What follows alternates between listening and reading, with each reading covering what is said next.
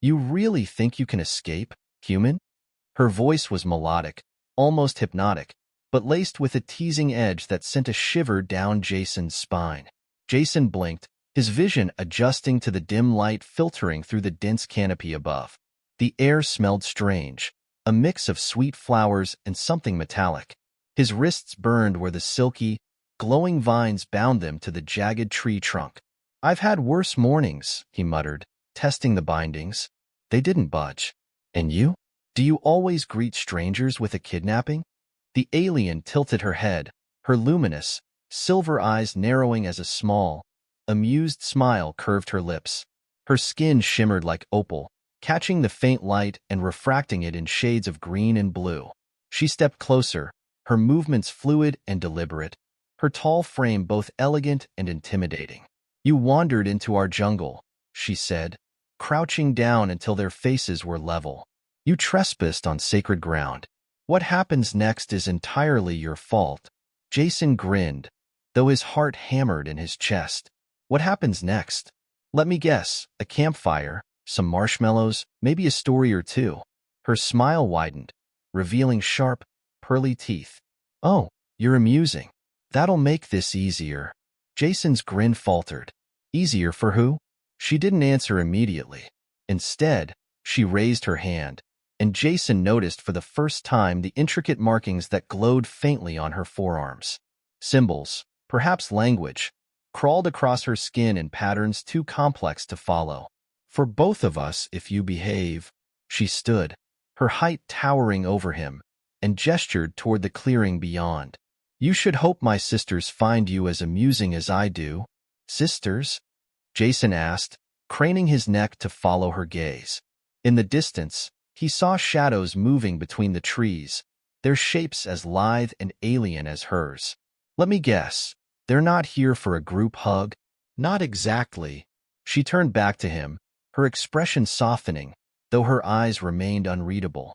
"But if you're clever, you might survive." Jason sighed, leaning his head back against the tree. "Well, survival's kinda my thing, lady. What do I call you, by the way? Or should I just stick with kidnapper?" She seemed to consider this for a moment, then said, "My name is Alara, and I didn't kidnap you. I saved you." Jason barked a laugh. "Saved me? From what?" "From the jungle itself," she said, her tone now serious. "You wouldn't have lasted an hour on your own. Every vine, every shadow, every drop of water here is alive and hungry. Do you know what this place is called? A really bad vacation spot?" Alara ignored the quip. "We call it Velora. It's not just our home. It's a living entity, and it doesn't take kindly to intruders." Jason frowned, glancing at the vines around his wrists. They seemed to pulse faintly, as if they had a heartbeat of their own. "Great. So I'm stuck in an alien jungle that wants to eat me, tied to a tree by an alien huntress who might also want to eat me. Did I miss anything?" Alara's eyes sparkled with amusement again. "You missed the part where you're still alive. For now." "Lucky me," Jason muttered. As Alara stepped back, a chorus of high-pitched trills echoed through the jungle. Jason's head snapped toward the sound, his pulse quickening. The shadows he'd seen earlier were moving closer, resolving into figures like Alara, tall, radiant, and predatory. "Looks like you're welcoming committees here," he said, forcing a grin. "Should I be flattered or terrified?" "Both," Alara said, her tone turning cold. "If you value your life, human, you'll stop joking. They won't find you as charming as I do." Jason swallowed hard. "Noted." The first of the alien women stepped into the clearing, her skin a deep violet that shimmered under the faint light.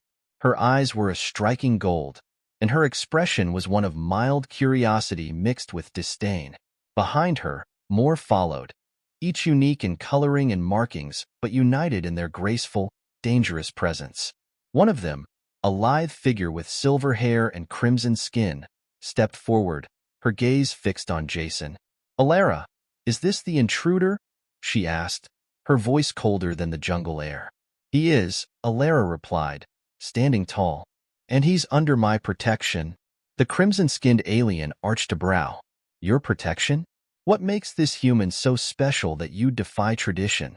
Alara hesitated, glancing at Jason before answering. He intrigued me, and I believe he may be useful. Jason's eyes widened. Useful? How? Alara ignored him, her focus on the group. Velora has been restless. The forest hunger grows stronger, and its balance is shifting. I think he might be the key to understanding why. The crimson-skinned alien frowned, her golden eyes narrowing. A bold claim.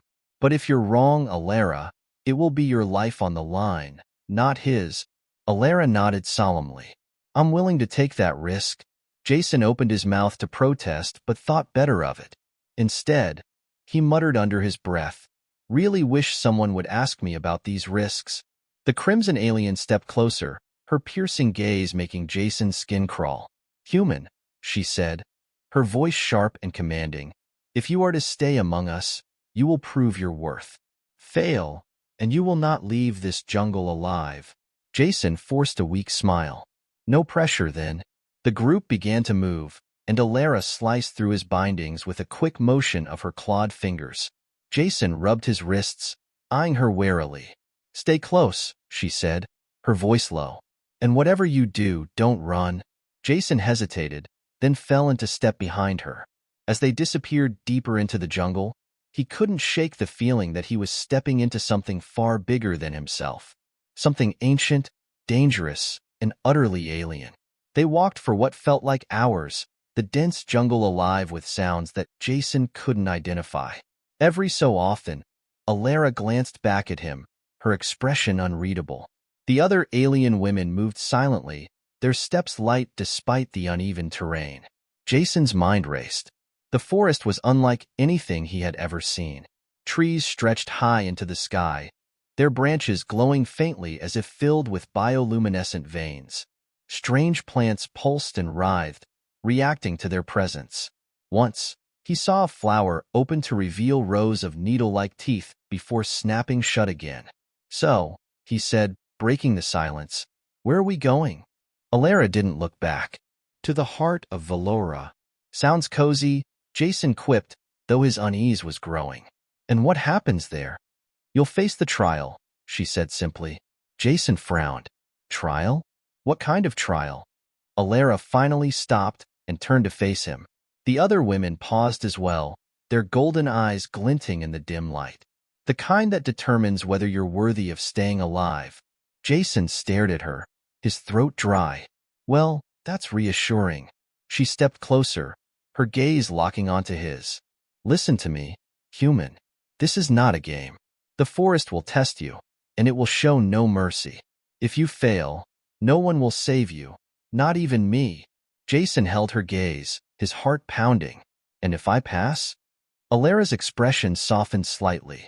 "Then you might just survive long enough to learn why you're here." The group moved on, and Jason felt the weight of her words settle over him. Whatever lay ahead, he knew one thing for certain. He couldn't afford to fail. Jason followed the group in tense silence, his mind churning with questions. The jungle seemed to grow darker and more oppressive with every step, as though the forest itself could sense the trial ahead.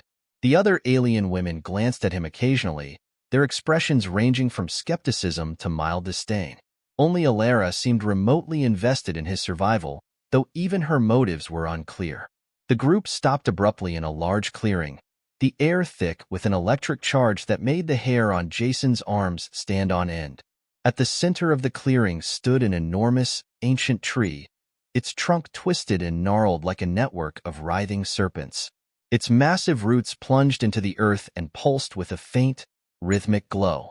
"This is the heart of Velora," Alara said, her voice reverent. "It is the source of life for this jungle, and it will be the judge of your worth." Jason stared at the tree, his gut tightening. "So, what do I do? Hug it? Say a few nice words?" The crimson-skinned alien snorted, crossing her arms. "If only it were that simple. The heart will test you, human. It will reach into your mind, your soul, and it will decide if you are fit to remain in its presence." Jason glanced at Alara. "You could have mentioned this before we got here." "I told you it would be dangerous," Alara said, her tone firm. "Now stop talking and focus." Jason hesitated, then stepped forward. As he approached the tree, The glow from its roots grew brighter, casting eerie shadows across the clearing. He could feel a strange pull, as if the tree were alive and aware of him. "Place your hand on the trunk," Alara instructed. "And don't resist." Jason shot her a skeptical look, but did as he was told. The moment his palm touched the rough bark, a surge of energy shot through him, and his vision went white. Jason found himself standing in a vast, featureless expanse of white light. The jungle, the aliens, the tree, they were all gone. He was alone, or so he thought. "Jason," a voice whispered, soft and ethereal. It seemed to come from everywhere and nowhere at once. "Why have you come here?" Jason spun around, searching for the source of the voice. "I didn't exactly book a ticket. One minute I'm camping, the next I'm tied to a tree by glowing vines." "You tell me." The voice chuckled, low and resonant. "You trespassed into Velora's domain, and yet you were not consumed. Why?" Jason hesitated. "I guess I'm just lucky." "Luck has no place here," the voice said, growing sharper. "You have a purpose, though you do not yet see it. But purpose alone is not enough. Show me your strength." Before Jason could respond, the ground beneath him shifted. Shapes began to emerge from the light, forming jagged cliffs, rushing rivers, and dense forests. The landscape was eerily similar to Velora, but it felt wrong. The air was heavy with dread, and the shadows moved as if alive. Jason turned, his breath catching as a massive, shadowy figure loomed before him. It had no distinct features, only a swirling, amorphous form that radiated malice. "Face your fear," the voice commanded. Jason backed away, his pulse racing. "Fear? What fear? I don't even know what this thing is." "You do," the voice replied. "It is the darkness within you, the part of you that you hide from the world."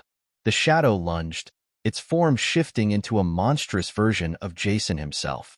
It towered over him, its glowing eyes filled with rage and contempt. Jason's heart pounded. He clenched his fists, forcing himself to stand his ground. "I'm not afraid of you," he said, his voice trembling. The shadow laughed, a hollow, bone-chilling sound. "Liar." It attacked, its massive hand sweeping toward Jason. He dove to the side, narrowly avoiding the blow. Scrambling to his feet, he searched for a weapon, a way to fight back, but the landscape offered nothing. "Stop running," the voice urged. "You cannot defeat it by fleeing. Confront it." Jason froze, his mind racing. The shadow charged again, its movements relentless and chaotic. This time, Jason didn't move. Instead, he stepped forward, meeting the creature head-on. The shadow's clawed hand closed around him, but instead of pain, Jason felt a strange warmth. The darkness began to dissolve, and the creature's features softened, transforming into a mirror image of Jason. "I see you," Jason said, his voice steady. "And I accept you." The shadow stared at him for a moment before nodding. Then, it faded into the light, leaving Jason alone once more. When Jason's vision cleared, he was back in the clearing, his hand still pressed against the heart of Velora. The jungle was silent, the air thick with anticipation. Alara stepped forward, her expression a mix of relief and awe. "You passed." Jason released the tree and staggered back, his legs shaky. "Yeah, great. What the hell just happened?" "The heart judged you," Alara said. "It saw your fear, your flaws, and your strength, and it deemed you worthy." Jason glanced at the other aliens. Their expressions had softened, though they still regarded him with a mix of curiosity and caution. "So, what now?" he asked, looking at Alara. "Now," she said, a small smile playing on her lips, "we see if you're ready to change everything." Jason frowned. "Change what, exactly?" Alara's smile widened, and for the first time, he saw a hint of hope in her eyes. "The future of our people, and maybe your own."